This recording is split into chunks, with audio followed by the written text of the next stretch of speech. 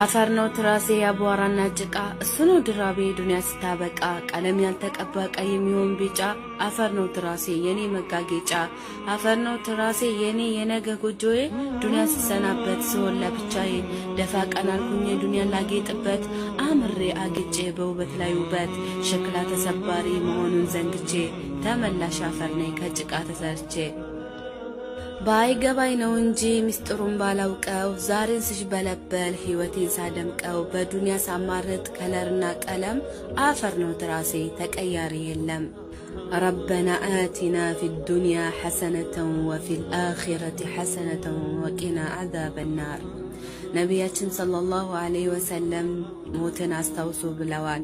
ለምን እንደሆነ ታውቃላችሁ?